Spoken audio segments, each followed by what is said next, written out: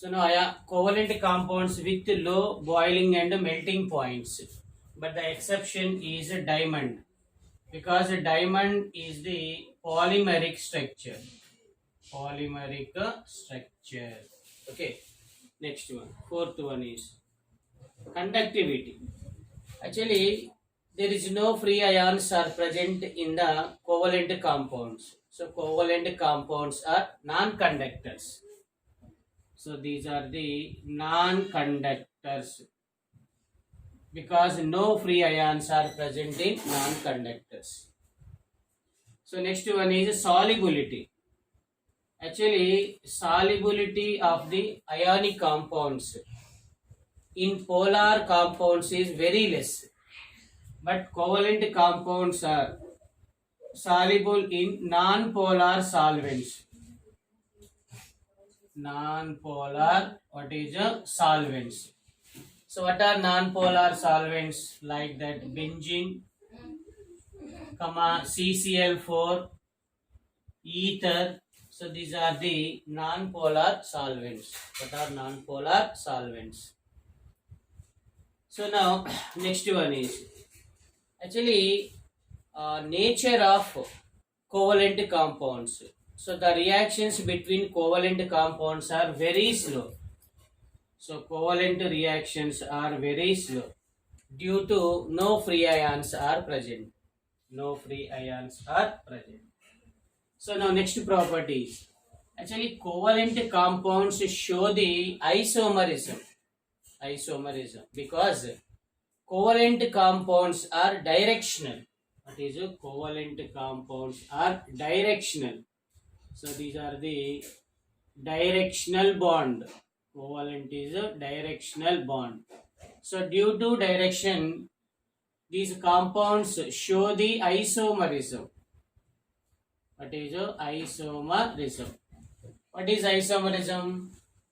Compounds which having same molecular formula but differ with structural arrangement. What are differ with the structural arrangement?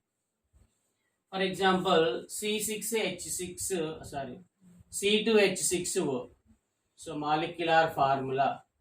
That is molecular formula is C2H6O. So C2H6O with two isomers. That is two isomers. So now CH3, CH2, OH. It is the alcohol. Ethyl alcohol. What is ethyl alcohol? So now CH3, O, it is CH3. It is the dimethyl ether. That is dimethyl ether. So same molecular formula but differ in its structural arrangement. Okay, now next one is Lewis dot structures. What is the next one is Lewis dot structures. What is Lewis dot structures? The valence electrons of the atom is denoted with dots. It is denoted with dots. So now example representation. What is representation and Lewis dot structure? Lewis dot structure, representation and Lewis dot structure. For example, H2 molecule. Representation is H covalent bond H. Lewis dot representation is H2 electrons H because each hydrogen contribute to one electron. Okay, now oxygen O2. It is the O double bond O. O double bond O. So Lewis dot representation is double bond O means two covalent bonds. Each covalent bond with two electrons. So number of valency electrons of each oxygen is 6. For example, nitrogen. So in nitrogen, N triple bond N. 3 covalent bonds. How many covalent bonds? 3 covalent bonds. So nitrogen with 5 valency electrons, each nitrogen with 5 valency electrons. Okay, so like that. For example, CH4, what is a methane? It is a saturated hydrocarbon. So carbon, it is hydrogen, hydrogen, hydrogen, and hydrogen. So Lewis dot representation: hydrogen, hydrogen, hydrogen, and hydrogen. So it is simply Lewis dot representation. Okay. Now, so next one is formal charge. What is formal charge? What is formal charge? So formal charge is the difference between number of valency electrons of free atom and the electrons are assigned in an atom of Lewis dot structure. What is Lewis dot structure? So generally formal charge, it is denoted with QF. What is it? Is denoted with QF. Formal charge QF. So mathematical representation of formal charge QF equal to Na minus Nm. Na minus Nm. So formal charge QF equal to Na minus Nm. Nm representation is Na minus NLP minus half into NBP. What is a NBP? So it is the final formula of formal charge. What is a formal charge? So wherein Na equal to number of valency electrons. Number of valency electrons in free atom. NLP. LP means number of lone pair of electrons. Lone pair of electrons. BP means number of bond pair of electrons. Number of bond pair of electrons. Number of bond pair of electrons. It is the formal charge. Now formal charge explained with some suitable examples. What is some examples? For example, let us consider phosphine. What is a phosphine? So it is the pH3. What is a pH3? So simple representation of phosphine is pH, pH, pH with one lone pair of electron. Because phosphorus belongs to fifth group, it consists of 5 valency electrons.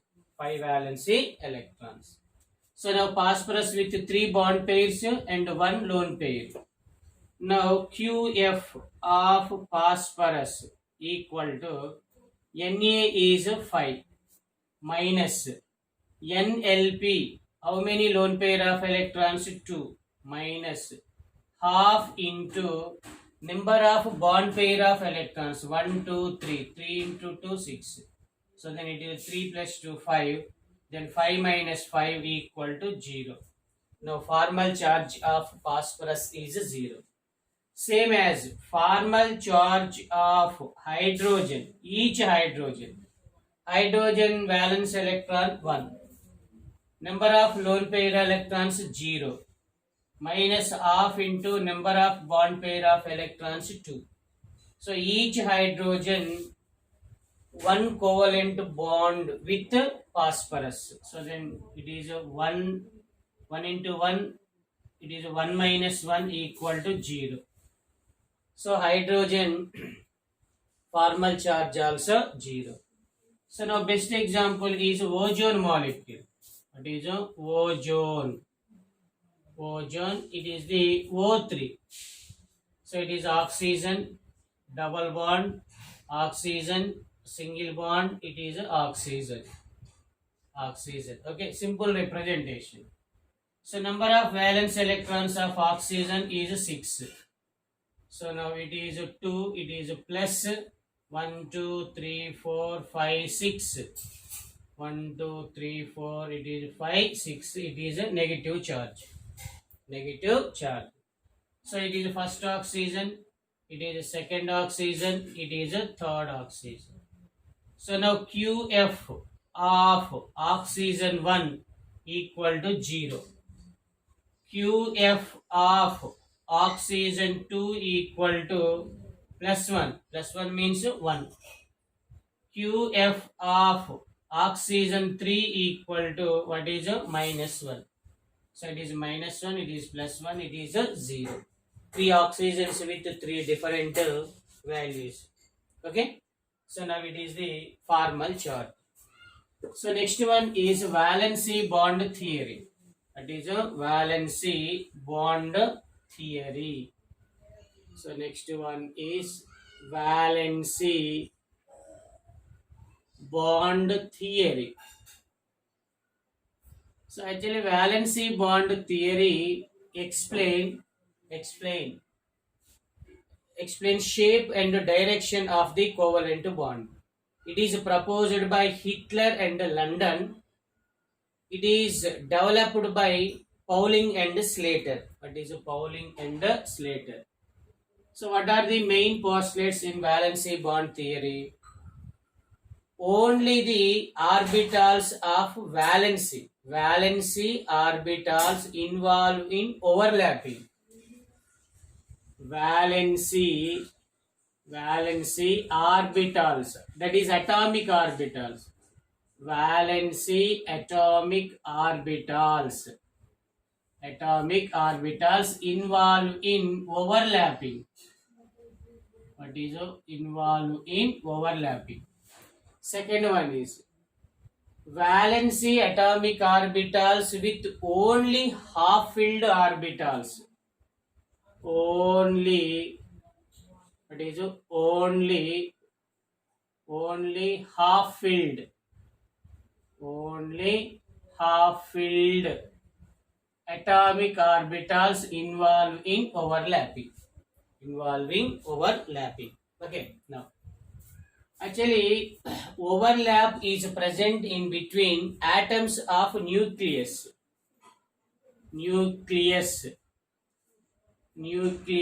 of two atoms. So next one is, if the extent of overlap is more, the bond is strong.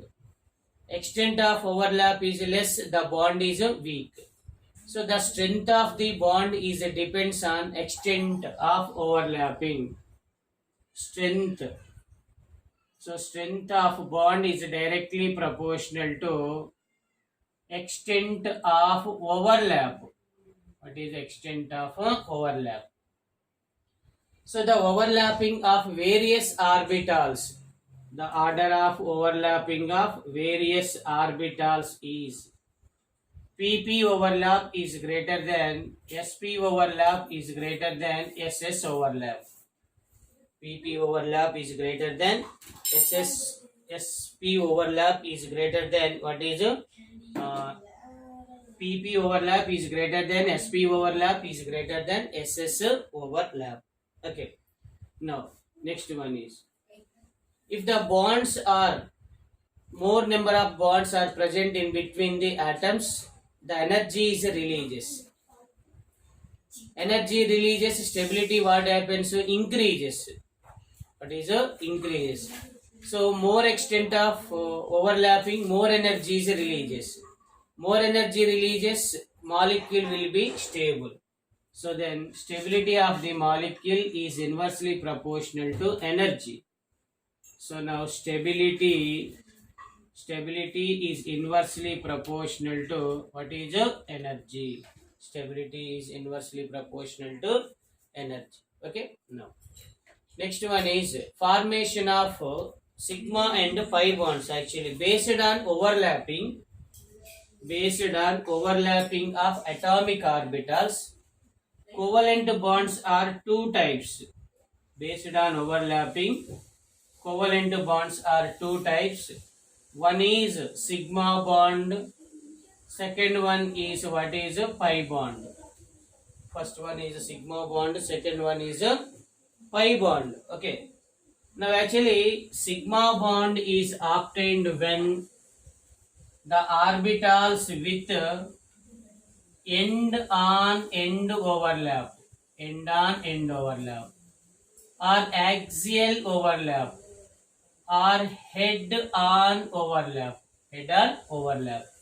So pi bond is obtained when the orbitals with laterally overlap, orbitals with laterally overlap or sidewise overlap.